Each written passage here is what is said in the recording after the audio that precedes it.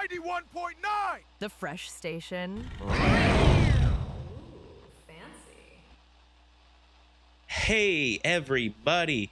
This is your host, Cecil, of 91.9, 87.8, of Top One of the Champions podcast out here at Radio Chinars. I hope you're having a great day. You know what time it is. It's podcast time. I'm a day late, but guess what? I'm still fucking here. You thought I was gonna miss a whole week? God damn it, no. But we like to kick things off like we kick all the other podcasts off. You know, our sponsors let us know the best time and where we have the most listeners is at the very top of each podcast. And so they asked me to do a pre-roll. Now, if you don't know what a pre-roll is, it's just hitting your audience with a shitload of ads at the beginning of their viewer listening time. You know, just to really just milk every second out of them with ad time. So here we go. This first ad read. All right, folks, you've heard the hit true crime show Dateline, right? You also know those apps where you and your friends can bet on any future event. But now, somebody's gone and combined them both, introducing Future True Crimes, the first ever betting app that lets you put your money where your murder theories are. Is there a missing woman on the news and you just don't know, and you just don't buy her husband's response on camera and think he did it? Well, now you can bet on it. Say there's a viral missing persons case lighting up your timeline, or a murder trial where everyone's arguing over the verdict. With Future True Crimes, you can bet on the outcome. Will the suspect get convicted? Will that cold case finally break wide open? You can weigh in, stake your claim, and if you're right, you cash in. And here's the twist. Not only can you bet on outcomes, but you can also build your own fantasy team of suspects. That's right, everyone. Just like fantasy sports. But instead of quarterbacks and running backs, you're drafting shady husbands, mysterious neighbors, and suspects with shaky alibis. And the bets never get stale, as every 6 months is a brand new murder season. And here's how it works. Your drafted suspects score points and cases. As cases develop, if evidence piles up against them, you get points. If they're cleared, you lose ground. If they go on the run, big bonus. If they're convicted, it's a jackpot. And at the end of murder season, whoever suspects stack up the most drama takes home the win. So whether you're a kind of person who can't stop binging true crime podcasts, or you've got a nose for the twists and turns of justice itself, Future True Crimes makes watching these stories unfold more thrilling than ever. Download Future True Crimes today, place your bets, draft your suspects, and get ready for the next murder season. Use promo code KILLERCECIL, KILLERCECL, for a bonus $50 murder dollars to use on your first bet, and see if you can build the deadliest fantasy team in your friend group. After all, if TV networks and podcasts can all profit off a family's loss, why can't you? Future True Crimes, because somebody's got to cash in on tragedy. Future True Crimes is not available in any location where murder is illegal, including all U.S. states, territories like Puerto Rico, Guam, and most international jurisdictions such as Canada, Mexico, UK, Australia, and any other country where murder continues to be heavily regulated. Users attempting to bet on high-profile assassinations, coups, poisonings, or cartel-related homicides abroad may face extradition, international sanctions, or a very awkward conversation with Interpol. Please consult your local embassy before wagering on overseas crimes. Void where prohibited, illegal, morally questionable, or just plain in bad taste. Please bet responsibly, not an actual crime solving tool. Odds may vary, convictions not guaranteed. Future True Crimes, because there's no victim you can't monetize. Hey. All right, guys, we're gonna hit it with the theme song real quick because I forgot about that one. You can't forget about that.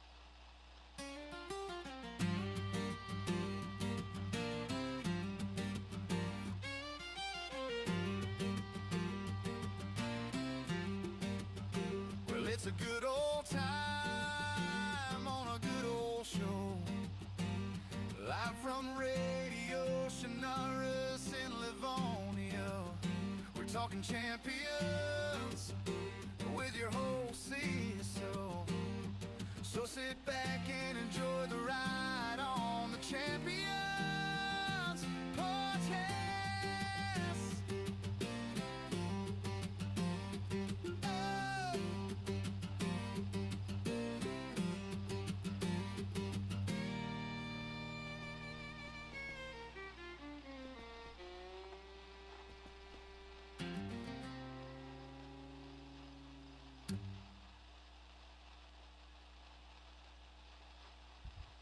Hey, wow. All right, guys. It's Champions Podcast. I'm your host, Cecil. This is season 4, episode 6. You thought you got rid of me, huh? You thought I wasn't coming back a day late. But guess what? I'm not $1 short. Oh, I'm prepared. Yeah. How you doing? You guys doing well? I've had quite the week. I'll let you know. I've recently been interacting a lot with the Toplin Police Department. You know, we got our friend of the podcast out there, Sergeant. You know, he's also my sponsor for Heartbreak. You know, so we're always checking in on one another. And the police department they dropped by. You know, a little note, a little bulletin to read for you guys, you know? Because if you don't know, the Toplin Police Department, they've been constantly at siege, left and right, constantly just getting shot at. And last week, I joined them, you know, and I joined in on the siege. They were at the time, they were getting attacked by yuppie scum in the high rises across the way that call themselves the furries. You guys know what furries are? We have a little sponsor of the podcast that are anti-furries, because those bastards always like soiling their stuffed animal costumes they rent out to their guests. So we at the podcast have an understanding for hatred towards furries, you know. And you know, when I was with them, I defied all odds. I not only did I help them by entertaining the masses, but I helped them to fight off the siege. You know, I killed someone who dabbled in the art of in the art of dark arts. You know, and then I got to perform a podcast at the very end. You know, I call that a double win. You know, call that a double win. And so, having said that, we're gonna read this little report here from Sergeant and the rest of the police department in Toplin. So here we go. All right. Toplin PD crime law report. Thursday, 9/25. Toplin PD came under siege by psycho crackheads, huh? The crew in blue fought hard and the PD still stands. Sadly, 3 officers perished. However, 50 crackheads paid the ultimate price. See, that was prior to me. You know, the crackheads. The crackheads are gone. All right, so no more crackheads in Toplin. You know, they really cleaned the streets that day. On Friday, 9/26, Toplin PD confiscated 9 gallons of baby oil near the apartment. Suspect foul play. Okay, so this was the day before I met them. So leading up to it, so down at the high rises before the siege, these furries were getting off on 8 gallons of baby oil, which honestly, 8 gallons isn't a lot. You think about it, maybe 8 drums would be alarming. 8 gallons is just preparing, you know, for, you know, a rainy day. But let's keep going. 9/27. Toplin PD under fire from apartments. This is the day I joined in. Believe them to be furry. Officers believe this to be retaliation for the confiscated baby oil. The crew in blue joined forces with local help again to take the apartments. Toplin PD used black lights in the rooms. What was revealed is so sick to detail on report. However, picture a fireworks display on the walls with fur stuck to it. That was the results. If you didn't know, I died in the siege. Died at the end. I wasn't able to see what was confiscated, and looks like they killed them all the furries. That sounds good. And Sunday 9/28, Toplin PD mostly peaceful because the furries. Lives saved 2,827.5 lives. Toplin PD would like to thank the citizens of Toplin and the amazing radio, Chernars, and Gary for all the support. I'm not going to say I was left out of that, but it sounds like I just added myself to history. But Toplin PD, you keep fighting the good fight. Don't acknowledge me whatsoever. I wasn't there. Okay. But as I said during that siege, we had a nice little podcast, and it was fun. We really got to know a lot more people, you know, and I've been getting a lot of emails from that specific podcast. And they've been asking a lot about Sergeant because that podcast got ended really short and abruptly. Sergeant just started opening up about the biggest heartbreak you've ever experienced, and then a grenade got dropped in the middle of our podcast. Can you believe that? We had to stop everything. He was ready to put everything out there, and and the listeners, they need to know what happened. They got stopped, so they've been emailing me saying we need more Sergeant, we need more heartbreak, and I gotta agree. So what I've been doing is I've been trying to set up one of those interviews with Sergeant. We're just like two ships in the night, though. We keep passing. One day we'll get Sergeant on the podcast. Because again, we are sponsors for Heartbreak, so it's my responsibility to get that story out there for you guys. You guys need to hear it. Plus, I feel like our past lives have a lot more common than you'd think. He's always talking about his past life. He's always talking about how he's done things. And I'm like, me too. But, I never really want to say anything. So maybe we could talk about that too. Yeah. So just keep an ear out. He might show up at any time. Just always keep an ear out for the podcast. Sergeant might show up at any time. And if you hear this at Topland PD, Sergeant, or anyone else at Topland PD, I'm going to be sending over a pre-interview for Sergeant to fill out for our future podcast. All right, we're going to need him to fill that out so that I can get to the heart of what we're going to be talking about.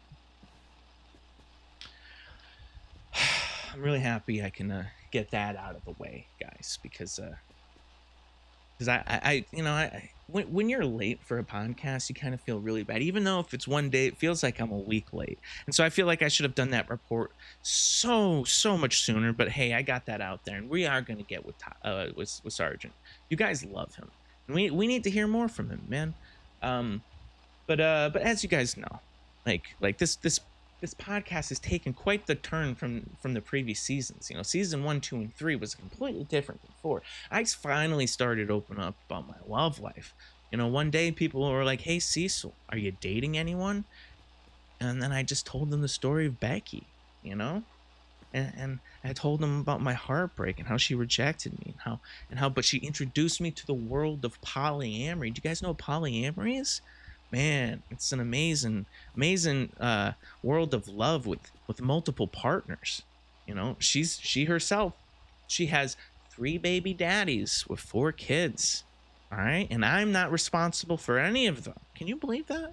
For the time we were together. But yeah, she rejected me. We're not together, and I'm trying to get her back, and we still talk. She still introduces me to her friends. She knows I'm polyamorous and all her friends are. So we're still connected in our polycule. If you don't know what a polycule is, from our last week, we're talking about polycules. It's a network of lovers that a polyamorous person has that connects with other people's polycules. So it's like networks upon networks upon networks upon networks of just people just fucking. And so I'm still in her polycule, though we're not active at the moment. But I have been putting myself out there. I've been wanting to, really trying to improve myself to make myself better for Becky. So I've been going out into the short-term fun section of Tinder, and I've been meeting people, And you guys were like, Cecil, you getting a dog? Because I've been talking about to get a dog, and I got a dog, Bruce, now. And Bruce, it was scammed. Someone told me he was part husky. Turns out he's part coyote, guys. He's part coyote. Now he's terrorizing everything. You know that? We had a podcast about scams, and I was like, I'm never gonna get scammed again. I got scammed again with a dog, and so now this dog that's supposed to be nursing my heartbreak is now just overloading me with work. And I put him on my Tinder profile, and all the girls love him, but it's attracting a certain type of people. I don't know if you know Disney adults. We talked about this, and I had a couple dates lined up with Disney adults, and though I had like many planned, only one fell through. Because again, guys, it's polyamory, in the world of polyamory, there's no such thing as flaking out on someone. It's just like you got other things to do. No one's feelings are hurt in polyamory, so you can blow someone off whenever you want. But I did get to meet with one Disney adult, and I got a story for you. You guys been wanting to know more about my dates, and I've been talking so much about my dog Bruce. Might as well Might as well tell you about my date. So I matched with a woman on short-term fun section, and she kept mention her kids. Okay, it turns out her kids were hairless cats. Now, I'm not gonna hold anything against pet parents because I myself, I am also a pet parent. I've become a pet parent with Bruce. He's a full-time job. But your hairless cats, man, you gotta tell people you have hairless cats. That's gotta be at the top of your profile. That's a red flag already. But I decide to keep an open mind. She asked if I want to go for a walk. Seems harmless enough. That's a thing. That if you're cheap, you just want to go for walks and polyamory. You're going on so many dates. You gotta save money somewhere. So we go on a walk. She shows up, and we at a dog park, right? She shows up at a dog park with one of her cats on a leash. Imagine a hairless cat, a thing that looks like nothing but armpits on a fucking leash. I'm standing there thinking there's no way this ends well, And sure enough, my dog, my boy, Bruce, he spots the cat and just charges. There's just total chaos, barking and hissing, people yelling. Cat starts bleeding. Just gushes. He just latches onto the damn thing, because she's on a fucking leash. It's a fucking wild dog. He tore that thing apart. So we rush to the vet. This is our first date, guys. We got a bloody cat in the car. It's like Reservoir Dogs, and she's sitting there going, "No, I'm not gonna make it." Have you ever held a bloodily hairless cat?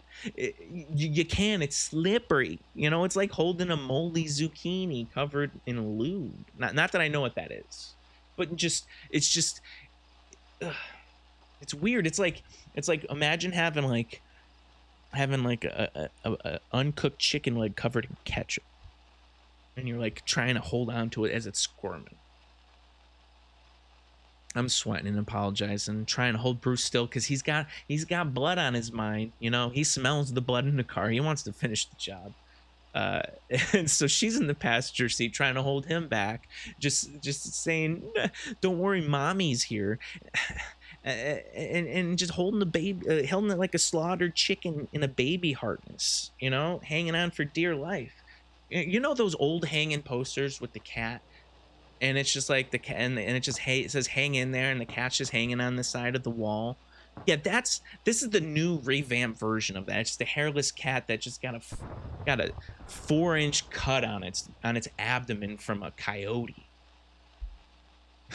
My coyote.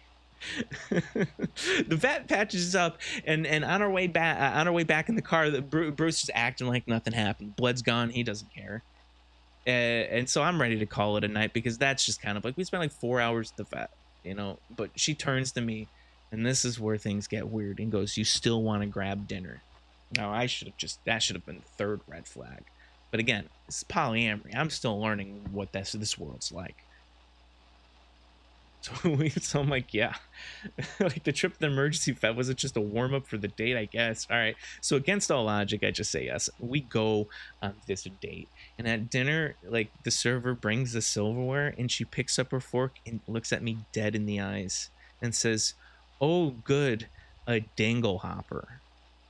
And I was like, "That's all right." So she goes to the bathroom, and I have to look up what that dingle hopper was. Dude, I forgot I was with the Disney adult. This was like a Little Mermaid Little Mermaid reference. Yeah, and then it hit me. Like the caca and mold wasn't the red flag. It was the dingle hopper. I forgot I was with a psychopath. All that blood and all that carnage, I felt bad, and I didn't realize I was with a crazy fucking Disney adult. It was a whole distraction. That's what she wanted me. I think she wanted the cat to get. She wanted me to feel so much guilt so that when she put on her Disney adult side, I would take her in. And guess what? Yeah, that's not me, babe. So I left. I left without buying her chicken. And you know what that means? I didn't get any turkey dinner. And guys, the podcast, you know what turkey dinner is if you take a lady out and you buy her a little chicken, you get a little turkey dinner afterwards. But I just cut her cat open and got really fucking grossed out by her not saying fork. A fork is a very good word to use. Like, don't call it a dingle. I'm done with Disney adults, guys. You know, people's use of words is very important. I'm a podcaster. You're not gonna sit there and hear me say anything like dingle hopper. I'm gonna say fucking fork, or I'm just gonna eat with my hands. If someone hands me something and they're like, here's a fucking dingle hopper, I'm either committing suicide with it or I'm using my hands. What the fuck, dude? This is just the world of polyamory, guys. I'm just giving you updates. All right, so this next update, and this one I've been kind of really putting off because I didn't really know how to go about it, because ever since I got Bruce, the dog, I was like, all right, now I gotta get him to meet Becky, because he's gonna earn me her love back. And so I've been just kind of like, what should I do with Bruce? How should we meet Becky? You know, he's been kind of crazy. He ate a lot of my money. You know, he put a hole in a cat. And I'm worried, like, this plan is not really panning out, you know. And so I just said, fuck it, you know. The only way to get back in on it is to jump in with both feet, right? And so I just asked Becky out again, guys. I told you I was going on a date with Becky. We went on our first date. It's our first date back from my rejection. And I don't know if you remember our first date. We went out to go see Avatar, you know, and the theaters. And it was kind of weird, you know, going to see it, because someone requested, hey, you go see that Kung Fu movie Avatar. And I was like, that's going to be really hard to find. And I couldn't find it. So we didn't go to the theaters. We just did a whole Netflix thing. And we watched Avatar, but there's no Kung Fu, it's just blue people. Anyways, there's the re-release of the second Avatar that came out, and I was like, okay, so she was really into that last one. And so we went to the theater to go see the re-release. Again, no Kung Fu in this one, but you know, maybe I hear there's a third one coming out. Maybe there's gonna be Kung Fu in that one, you know. Anyways, my plan was to charm her up enough with old Brucey boy, so that we can get a little turkey dinner. And I didn't know what to do, because at the movie, you know, I was just kind of like, hey, should we go out? And immediately she's like, go back to your place. I'm like, okay, baby. I didn't think that the turkey dinner was going to come so soon, because I didn't buy her any chicken. But anyways, we head back to my place out in the west side, as I always say. And Bruce has been home. He's my loyal wingman. He's been there for a long time. And as you know, he doesn't do well on his own. And I open the door, and we immediately get hit with this smell. I don't know if you know that smell, but it's not the smell like something has been dying, or that something's rotting. I don't know what that next step is, but it's like there's a smell when everything is rotting, and everything, like, it's not just one century. The whole place just smelled like death. And we go into the kitchen, and there's this hole at the bottom of the fridge door where Bruce chewed a hole in it. Old Brucey boy, little golden retriever and Coyote, put a hole in the door, and he used his paw to swing open the door with that hole. We got ourselves a tiny little burglar on our hands. Yeah, and inside the fridge, he ate my leftover beet salad from the night before, all of it. Yeah, and so the aftermath is just beet diarrhea everywhere, and it's a murder scene. And I'm just panicking, I'm sweating, and I'm apologizing again. Every day it seems like I'm apologizing for this fucking dog, and I'm just like, it's not beets, it's blood. And she's sitting there just staring at me, and I'm just like, I already ruined it once with Becky, you know. She thought I was a bad kisser. And I've been trying to become a good kisser to try and impress her again. And Bruce goes on and beet diarrheas everywhere. It's not a good look. And then she just laughs genuinely. And I forgot. She's like, I have kids. I know what it's like. And that's that moment we had where I'm the pet parent. She's the real parent. And she gets it, you know. And she gets and you know, despite all the chaos, she stays. And you know what? You know what? We still have a little time after the cleanup to have a little turkey dinner, guys. Me and Becky, turkey dinner. We had our. I did it, guys. You did not think it was happening, and it only took me 6 episodes. Only took me 6 episodes to get that turkey dinner. And guess what?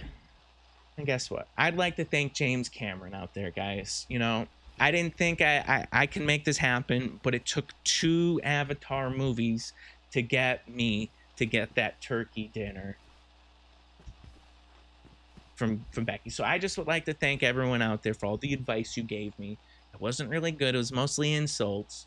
I'd like to thank Bruce for distracting me, because I think all I need was a little distraction, you know.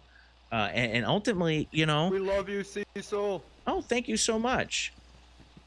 And ultimately, you know, that Bruce did help me. You know, we had a little moment of connection. You know, his diarrhea became our connection, because I'm sure she's got diarrhea in her house all the time because of her kids. So yeah, that's that with the Becky sitch, you know. And as I think about it afterwards, you know, she didn't like Bruce anyways. Which is kind of weird, because I relied so much on her liking him, and she didn't. And we talk from time to time now, and she doesn't even ask about him, which is it's almost like she cares about Bruce as much as I care about her kids, you know, which is touche. It is fucked up though, because I did buy him for her. She didn't have those kids for me, you know. Those kids are an obligation on another man. I got that dog for her, and she didn't. Either way, we got her turkey dinner, guys. We got her turkey dinner. All right. I'm the one cleaning up Bruce's mess, just not on the floor, but it's paying off. Okay, it's paying off. You know, I'm gonna take life as it gives me lemons and beet diarrhea. I think that's what happens. You know, God gave me beet diarrhea, and I made it into a turkey dinner. Okay. I know what you're thinking too, guys. Cecil has this podcast, and it's gone crazy. It's gone from polyamory to a dog, and I assure you, no. It's not just about the dog. I promise you, this podcast is going to be about sex with multiple partners. That will be absolutely the heart of it, okay? So don't think that I'm just going to be talking about this dog the whole time. And don't think that I'm just going to go monogamous because I got my turkey dinner with Becky. Well, we just got started. I'm not a primary anymore.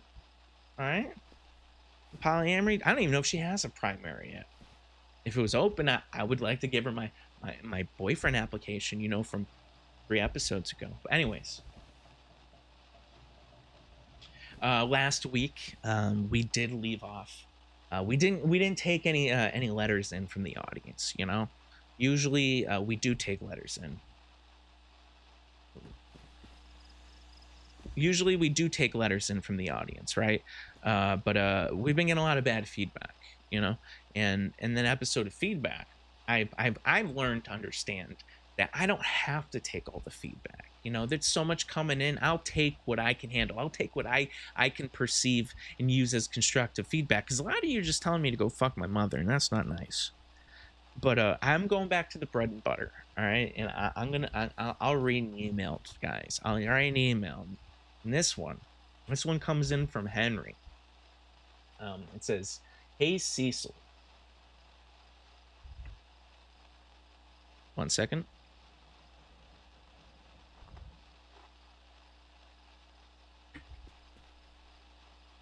Okay, it says, "Hey Cecil, I've been meaning to write in for a while, but for obvious reasons, it's not easy for me to get the words out there. You've built something with your podcast that most people don't realize. It's not just a show, it's a platform. It's a place where voices, even the quiet ones, can finally be heard. I don't own a voice box. Around here, they call people like me no-micers. No microphone, no voice, and no mic, no life. And because I can't speak, no one ever knows my story. Day after day, I walk through Livonia hearing the same thing from strangers. Why would you come here if you can't speak? It makes no sense. And then they kill me. Over and over. What I never understand is their perspective. How don't they see my attempts to communicate, my emotes, Actions speak louder than words, and yet no one seems to notice the small acts of kindness I try to show. I've brought people beans, peaches, even medicine without question. Gifts I could have kept for myself, and in return, they cut me down. They erase me. Like silence is all I'm worth. But I wrote in today to tell everyone listening, I hear you, and it absolutely makes sense. I'm here for a reason, a purpose. No one has told you yet, but you'll understand soon enough. You've probably seen me, Cecil. I've probably passed you before. I don't say anything. I just look at you. Some people think it's blankness. It's not. It's me looking into your soul. I can't speak to you in this world, but I can absolutely connect with your true essence. Everyone to me is dark, not evil.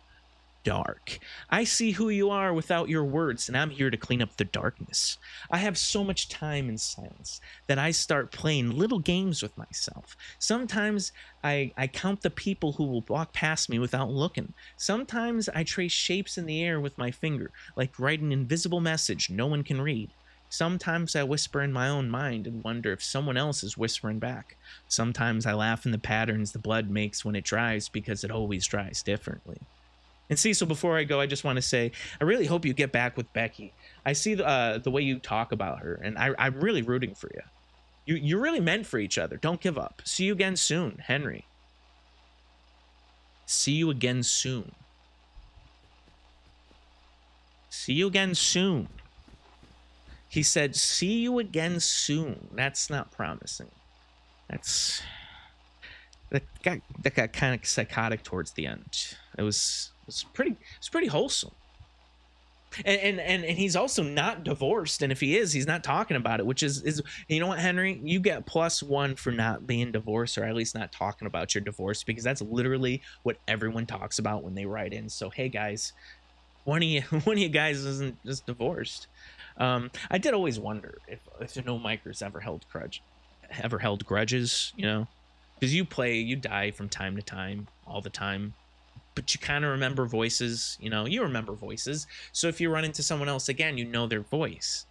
It's the same with no micers. Like, they can't hear you. I mean, they can hear you, you can't hear them. They have an advantage because you don't know that was the same person you ran into. Every time you run into an open mic, no micer, every time you run into a no micer, you just think it's someone different. And that's where they have you, you know? Us talkers, we run into each other all the time, you know? And so we get used to knowing people off of their voice. And then so we just assume the no micers are just someone new. You know? And it seems like one of them is plotting, and you got me caught up with it. And that's not fair. I don't know. Is that a subtle threat? See you again soon? Is that? Because... did he say that I had darkness? Because he doesn't like darkness. If anything, it makes me want to kill everyone without a voice box, just in case. That's not good on you, Henry. It's not good. Henry. Why would you say that? Yeah, thanks. Thanks, everyone. I'm being stalked by a psychotic mute now named Henry. I don't even know what to do with that. That's messed up, guys. You know, I felt for no micers. I always give them the benefit of the doubt. And when they try to show kindness, I gotta give them the benefit. If I'm not like red health, if I'm red health, you gotta shoot him, guys. He's not talking. But Henry, guys, help me out. If you run into someone like Henry, help me out. Like, just ask if his name's Henry. If you got a KOS Henry, right? If you see him around Radio Chinaris or someone who nods up and down to the name Henry, I would just club him in the head. Guys, I got a stalker. I think I have a stalker. And that's not a bad thing. You know, that's just what comes with success of having the biggest podcast in Livonia. I think that's what it is. And God damn it, I'll take that burden. I don't know. This feels like another short one, but you know, that's it, guys. We're gonna be working on getting an episode with Sergeant. It's gonna be a good episode. He has a lot to say. We have a lot to talk about. There's gonna be a lot of twists and turns and surprises. You know, Sergeant, he's becoming he's becoming quite the hero of Top. And you guys been really bugging me about getting an interview. You want to know more about his love story, even though he's kind of already said it on the podcast. You guys want to hear it again, like looking face to face. But he said it through a wall before. I don't know.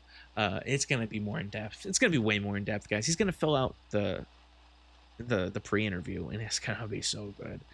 But you know how I like to end podcasts too. You know, I don't just like ending on a goodbye. I like to sum things up.